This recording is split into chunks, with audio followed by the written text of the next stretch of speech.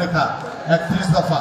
রাজধানীর মিরপুরের আরামবাগ আবাসিক এলাকায় রূপনগর থানা বিএনপির কর্মী সভা ও রাষ্ট্র কাঠামো সংস্কারে 31 দফার কর্মশালার আয়োজন করে ঢাকা মহানগর উত্তর বিএনপি।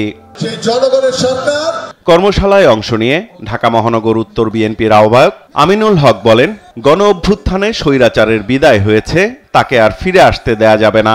গত জুলাই আগস্টে আমাদের বাংলাদেশের জনগণের যে গণ অভ্যুত্থান হয়েছে, সেই গণ অভ্যুত্থানে বাংলাদেশ স্বৈরাচার মুক্ত হয়েছে।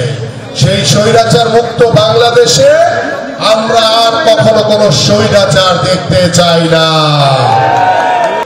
বাংলাদেশ যখন নতুন ভাবে স্বাধীন হয়েছে, সেই স্বাধীন বাংলাদেশে আমাদের বিচার বিভাগ থেকে শুরু করে আমাদের যে রাষ্ট্রীয় প্রতিষ্ঠানগুলো রয়েছে, প্রত্যেকটি প্রতিষ্ঠানকে কিন্তু এই স্বৈরাচার সরকার ধ্বংস করে দিয়ে গেছে।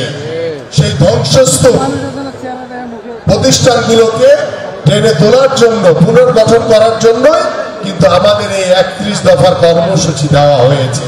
নয়াপল্টনে দলের কেন্দ্রীয় কার্যালয়ের নিচতলায় বিএনপি চেয়ারপারসন খালেদা জিয়ার রোগ মুক্তি কামনায় দোয়া মাহফিলের আয়োজন করে জাতীয়তাবাদী রিকশা, ভ্যান ও অটো চালক দল। প্রধান অতিথির বক্তব্যে বিএনপির সিনিয়র যুগ্ম মহাসচিব রুহুল কবির রিজভী বলেন, ক্ষমতায় টিকে থাকতে 2010 সাল থেকে ভারতকে দেশের স্বার্থ বিরোধী অসম সুবিধা দিয়ে এসেছে আওয়ামী লীগ।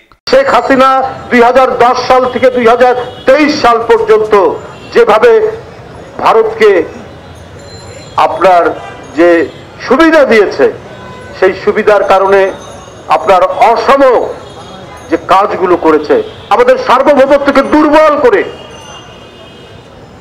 সে 160টি জায়গায় কাঁটাতারের দ্বারা জনগণ যে দাঁড়াতে পারে তাদের দেশে বিজেপির সাথে, বিজেপির প্রতিরোধের সাথে এই দৃষ্টান্ত শেখ হাসিনার আমলে শেখ হাসিনা করতে দেয়নি। তার ফ্যাসিজম দিয়ে, তার নির্মমতা দিয়ে, তার নির্দয়তা দিয়ে তিনি ভারতের সেবাদাস হয়ে কাজ করেছেন। ক্ষমতায় গেলে জুলাই গণ অভ্যুত্থানে ক্ষতিগ্রস্ত প্রতিটি পরিবারের সদস্যকে যোগ্যতা অনুযায়ী চাকরির ব্যবস্থা করা হবে বলেও জানান রুহুল কবির রিজভী।